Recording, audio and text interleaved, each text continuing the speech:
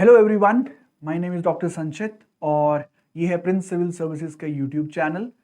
जो आज की ये वीडियो है वो करंट अफेयर से रिलेटेड है, बट अनफॉर्चुनेट इंसिडेंट जो कि आपका बठिंडा मिलिट्री स्टेशन में हुआ, तो उसके रिगार्डिंग एक वीडियो है।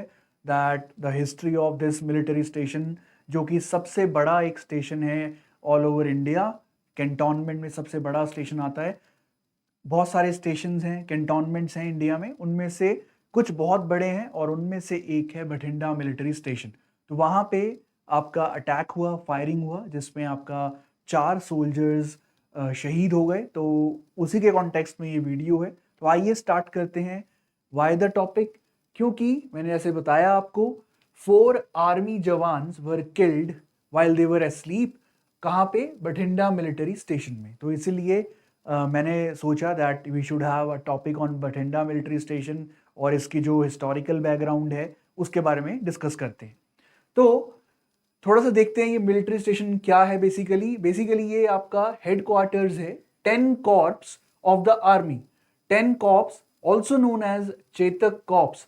तो उसका ये हेड क्वार्टर है जो कि इंपॉर्टेंट ऑपरेशनल और लॉजिस्टिक्स बेस है। और वहां पे जिम्मेदारी दी गई है आपका आर्मी को कि वो पंजाब की सिक्योरिटी डिफेंस के लिए और साथ ही साथ राजस्थान का भी सिक्योरिटी और डिफेंस हो सके। तो यहाँ पे ये है मिलिट्री स्टेशन जहाँ पे अटैक हुआ।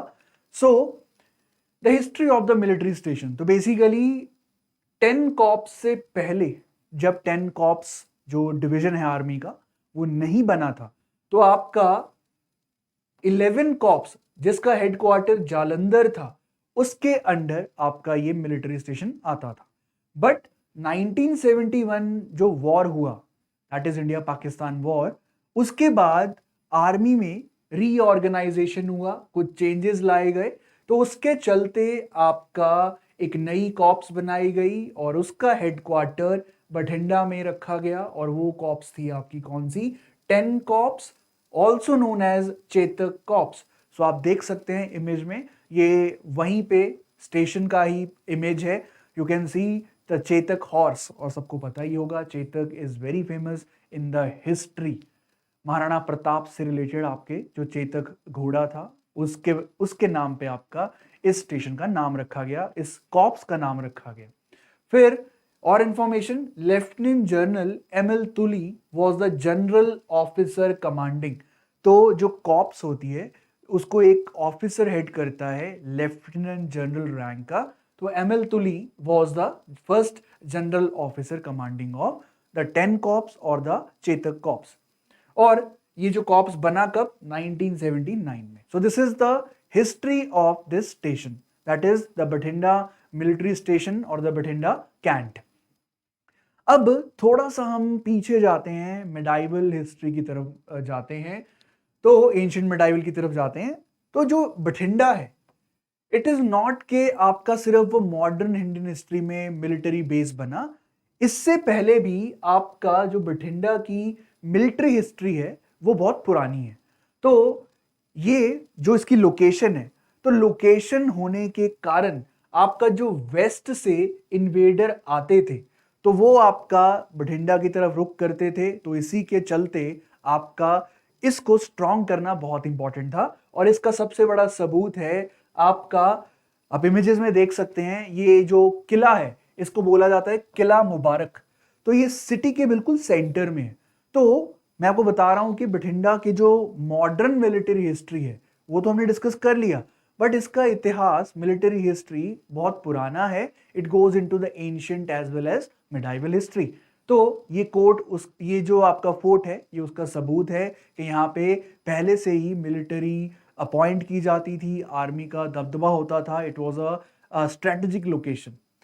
फिर देखते हैं कि कोर्ट, थोड़ा सा इस फोर्ट के बारे में जानने की कोशिश करते हैं कि 9110 एडी बना था ये किसके द्वारा? राजा दाब ऑफ कुषाण डायनेस्टी। तो इतना हमें मालूम है कि इसकी शुरुआत, बनने की शुरुआत राजा दाब ने करवाई और 19 से लेके 110 एडी तक इसका बनना रहता है। बट इसके बाद क्या हुआ हमें कोई क्लैरिटी नहीं है। बट यस, सीधा हम जंप करेंगे 1004 1004 एडी के अंदर। तो उस वक्त क्या हुआ था ये हमें सबको पता है, महमूद ऑफ गजनी ने आपका अटैक किया और उसने इस फोर्ट को अपने कब्जे में ले लिया था। तो सीधा जब इसका बनना हुआ और उसके बाद कब, सीधा 1004 के अंदर। फिर क्या हुआ, टाइम बीता, तो चलते चलते ये फोर्ट चौहान्स के अंडर आ जाता है। 1164 अंडर पृथ्वीराज चौहान आपका किला मुबारक एक बहुत ही बड़ा मिलिट्री स्टेशन भर के उभरता है, मिलिट्री बैस्टन बन के उभरता है। लेकिन फिर क्या हुआ, मोहम्मद गौरी 1192 जब वो आपका बैटल ऑफ टराइन में जीत जाता है तो आपका इस फोर्ट पे भी कब्जा हो जाता है। फिर इसके बाद कहानी आगे बढ़ती है, कहानी पहुंचती है आपकी मिडाइवल इंडिया में, आपका कहानी पहुंचता है दिल्ली सल्तनत में। तो दिल्ली सल्तनत में कुतुबुद्दीन ऐबक, हम सबको पता है दिल्ली सल्तनत में जो डायनेस्टीज थी उनमें सबसे पहली डायनेस्टी कौन सी थी, स्लेव डायनेस्टी। कुतुबुद्दीन ऐबक ने जो स्टार्ट की थी, और कुतुबुद्दीन ऐबक जनरल था आपके गौरी का, तो उसके अंडर आ जाता है। फिर आपका स्लेव डायनेस्टी के अंडर ही रहता है, और मेन चीज है Razia Sultan, the first female commander of this fort, वो इस फोर्ट को आपका उनके अंडर आता है। बट जैसे ही आपका, ये सबको कहानी पता भी होगी कि रजिया सुल्तान और बठिंडा के गवर्नर, उनके बीच में कॉन्फ्लिक्ट था, अल्टीमेटली उनकी शादी भी होती है लेकिन वो सरवाइव नहीं कर पाते। तो खैर वो अलग हिस्ट्री है, अलग स्टोरी है, बट रजिया सुल्तान का इस पे कब्जा रहता है। तो आपका इसके बाद धीरे धीरे करते जैसे रजिया सुल्तान का डिमाइस हुआ तो ये फोर्ट भी आपका, इसकी जो पोजीशन थी, इंपॉर्टेंस थी, डिक्लाइन करनी स्टार्ट करती है। तो सीधा चल के फिर रिवाइव होती है 1745 में, महाराज अला सिंह पटियाला के जो फाउंडर है उनके अंडर आपका ये फोर्ट फिर से रिवाइव होता है, वहां पे रहना स्टार्ट किया जाता है और इसकी इंपॉर्टेंस फिर से दोबारा रिवाइव होती है। तो ये था मिडाइवल हिस्ट्री का इतिहास। जब ब्रिटिशर्स आते हैं, तो जब ब्रिटिशर्स आए उन्होंने आपका बठिंडा पे रूल करना स्टार्ट किया, लेकिन बठिंडा आपका कभी खालसा राज जो आपका महाराजा रंजीत सिंह का था उसके अंडर नहीं आया, ब्रिटिश ने अपने पास ही रखा इसको, और उनके लिए ये इंपॉर्टेंट सेंटर बनता है किसका, रिक्रूटमेंट के लिए। बहुत सारे हजारों की संख्या में आपके जो सिख यूथ थे उनको रिक्रूट किया जाता है और ब्रिटिश जो वॉर लड़ते हैं उसमें यूज किया जाता है। So that is the history of this Bathinda, modern history, Bathinda military station जो भी कैंट है उसका हिस्ट्री, फिर उसके बाद एंशिएंट मेडाइवल में क्या हिस्ट्री रहा है इसका, एंड सो ऑन। लास्ट में हम आते हैं कि कुछ क्या प्रॉब्लम्स है इस कैंट के रिगार्डिंग, तो ये वल्नरेबल क्यों है। अभी पिछले कुछ समय में अटैक्स हुए हैं आपके मिलिट्री बेसिस, एयर बेसिस के ऊपर, जैसे कि Pathankot, Gurdaspur and so on. तो उसी तरह बठिंडा पे भी अटैक हुआ। अब इसके बारे में एग्जैक्टली ज्यादा नहीं पता चला है बिकॉज ये रिसेंट हुआ है, तो अभी एफआईआर दर्ज हो चुकी है, but who is behind this we don't know yet.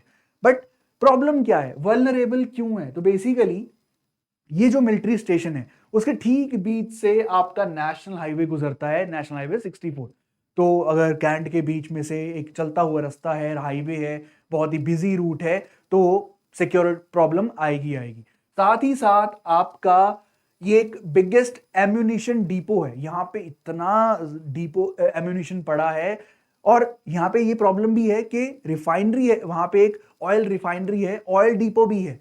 तो बोला यह जाता है कि जब ये बनाया गया था तब तो जगह बहुत थी, बट जैसे जैसे डेवलपमेंट होनी स्टार्ट होती है तो जो क्राउडिंग होना स्टार्ट हुआ और जो सिविल एरियाज हैं अब बहुत पास आ गए हैं इस एरिया के, तो इसके चलते हमेशा डर रहता है कि कल को कोई दुर्घटना ना हो जाए। तो that makes it also vulnerable.